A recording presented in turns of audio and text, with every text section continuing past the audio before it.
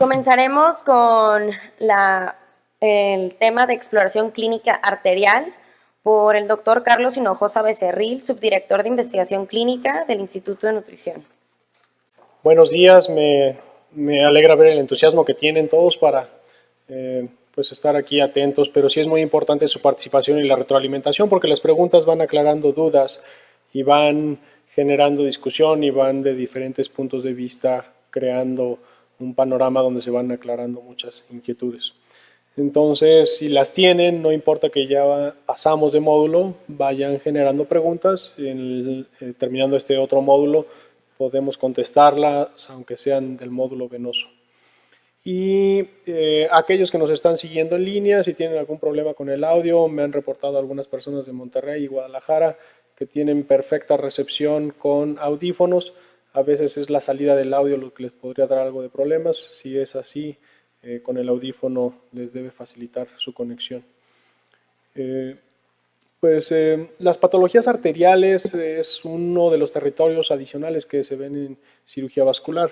Como verán, estamos dando solo algunos temas relevantes que todos los días se enfrenta el médico general y que se ven en la consulta, y ya se responderán por qué en cirugía vascular se requiere un alto entrenamiento, especialización y dedicación en el atender pacientes con este tipo de patologías. La exploración clínica arterial es extremadamente importante y es lo primero que debemos hacer ante todo paciente que viene a consulta, porque a partir de ahí pueden derivarse muchas sospechas, incluso inferir riesgo. Es valioso desde la misma inspección que hacemos cuando viene el paciente para poder identificar si hay un episodio de vasoconstricción, falta de irrigación, cambios de coloración, si hay un dato específico de falta de circulación. Es tan aparente que lo podemos identificar y ya con experiencia poder hacer la diferenciación. Este paciente no tiene buena circulación, tiene algún problema, ya sea venoso, ya sea arterial, y cuando es arterial, pues los datos clínicos son muy evidentes, donde aquellos pacientes que tienen esa falta de circulación que ya es crónica pueden estar en una fase tan avanzada que el mismo pie adquiere alguna coloración roja, violácea, que es lo que le llamamos el rubor dependiente por posición. Se genera tal grado de isquemia que el óxido nítrico produce vasodilatación venosa y ocasiona ese tipo de coloración. Y en los pacientes diabéticos es algo que viene a la par. Los problemas arteriales se identifican con gran frecuencia y es la causa de las úlceras que se ven en estos pacientes, por lo menos en el 50%. No todas las úlceras en los pacientes diabéticos son falta de circulación, pero llevan un componente importante y tienen una prevalencia más alta en ese tipo de población por todas esas características. La insuficiencia arterial pues va a dar atrofia muscular, pérdida de anexos, vello, se asocian a infecciones igual en uñas, onicomicosis y úlceras que pueden ser por neuropatía, como es esa que se encuentra en el centro, donde hay una falta de sensibilidad, se modifican los puntos de presión, ocurre la úlcera, persiste esos puntos de presión anómalos, lo que perpetúan la úlcera. Y el problema es cuando hay falta de circulación adicional a esa úlcera neuropática que no logran mejorar sus condiciones.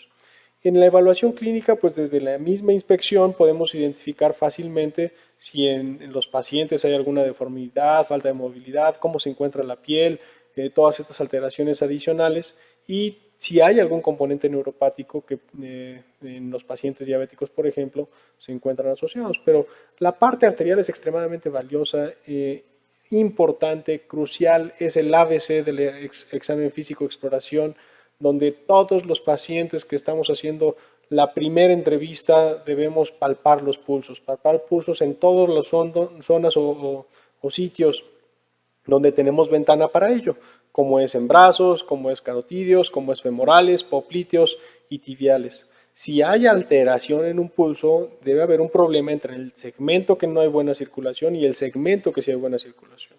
Así de simple, con esa exploración física podríamos determinar dónde se encuentra el problema.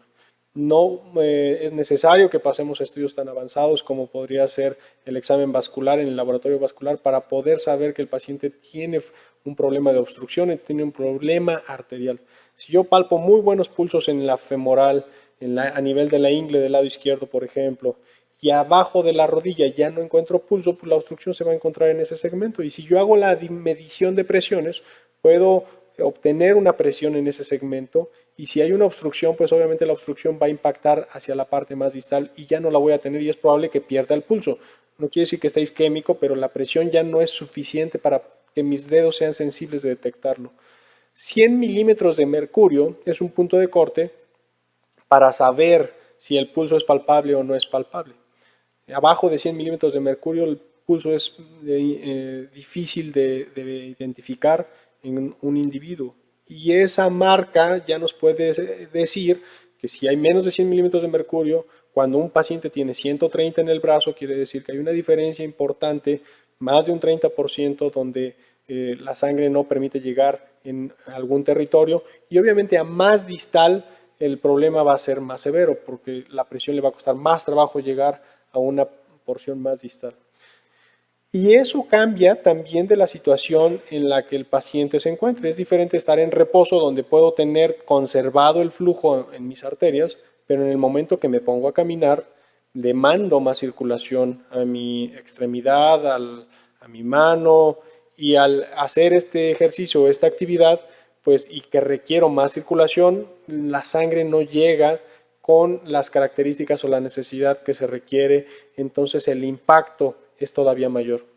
Y hay veces que podríamos decir, bueno, pues este paciente tiene 70% de circulación, al medirle la presión, debe estar bien, o llega el paciente, es que me está doliendo la pierna, le tocan, sí tengo pulso, pero pues no entiendo por qué tiene pulso si está este paciente claudicando, después de 40 metros tiene dolor y me está molestando.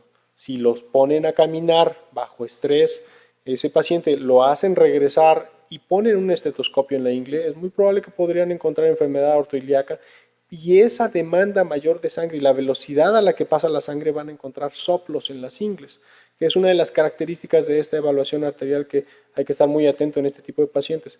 Y esa demanda de circulación y ese soplo que se produce por esas obstrucciones son las que van a desencadenar ese tipo de dolor y van a impactar todavía más en las presiones que se encuentran en los diferentes territorios y segmentos. De ahí que es extremadamente importante que cuando se hace esta evaluación no solo se mida la presión en un solo brazo, se debe hacer en los dos brazos, porque puede haber obstrucciones en una arteria subclavia a diferencia de la otra, y ahí la podrían identificar. Si hay una diferencia de más de 10 milímetros o de 10% entre un brazo y el otro, la probabilidad de que tengan una estenosis en la arteria subclavia, que no es nada infrecuente, sobre todo en pacientes adultos mayores que han fumado, pues la podrían identificar fácilmente, o en aquellos pacientes que tuvieran síntomas de claudicación por estar haciendo algunas actividades con las manos, y con ese simple examen ya pueden ustedes reconocer que habría alguna patología arterial. Y los Doppler lineales que se encuentran disponibles en la mayoría de las clínicas, y ya lo verán cuando estén trabajando ustedes ahora en sus siguientes semestres hacia la parte clínica. En todos los hospitales pues van a encontrar esos Doppler lineales, donde ustedes deben de aprender a hacer muy bien estas mediciones y determinar en la arteria tibial anterior, que va hacia el dorso del pie, y en la arteria tibial posterior, la detección del flujo con estos dispositivos, elevando con un baumanómetro la presión por arriba de la sistólica que se encuentre en el brazo, para ver si existiera alguna diferencia entre ambas presiones, y sacando este cociente de la presión más alta sistólica de una de estas arterias contra la presión más alta sistólica de esta otra, que es el índice tobillo-brazo, ya nos habla de una disminución en el porcentaje de circulación hacia la extremidad, que abajo de 0.9 o abajo del 90% ya es una falta de circulación, y puede ser crítica cuando esta se encuentra abajo del 30%. Pero entre el 30 y el 70% hay mucho que hacer, hay mucho que tenemos que investigar. Ese paciente se encuentra en riesgo, hay que ver comorbilidades, hay que ver estudios de laboratorio, hay que hacer caminatas preventivas, que eso los puede salvar de llegar a hacer alguna intervención o alguna cirugía. Esos pacientes que se encuentran en ese grupo de riesgo, la mayoría de ellos pueden salvarse de intervenciones si se logra modificar esa tendencia, y como ven tenemos un lapso muy grande para poder actuar. Entonces es muy importante que esa valoración se pueda realizar en la consulta, en los laboratorios vasculares debe ser de rutina y es algo que ustedes deberían aprender y tener siempre presente cuando están haciendo la valoración de cada uno de esos pacientes. Tan sencilla es esto. ¿Podemos tener sonido, Fermín, de esto? Como este pequeño ejemplo. Creo que no tenemos flujo. Cuando hay flujo hacia una arteria, se escucha adecuadamente. ¿Podemos tener flujo de sonido de este audio, de este video, Fermín?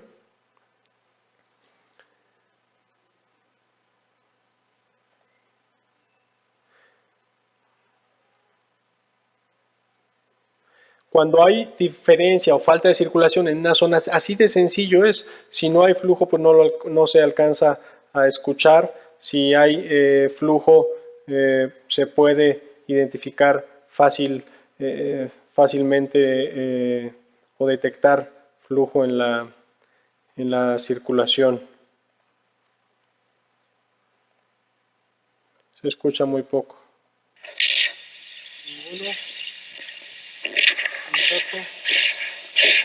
Este fenómeno, les quise presentar este video porque este fenómeno, ese sonido que escuchan es lo mismo que hace el barometro tratando de elevar la presión, viendo sobre la arteria. Se eleva tanto la presión que se ocluye el flujo y ya no la puede detectar el dispositivo y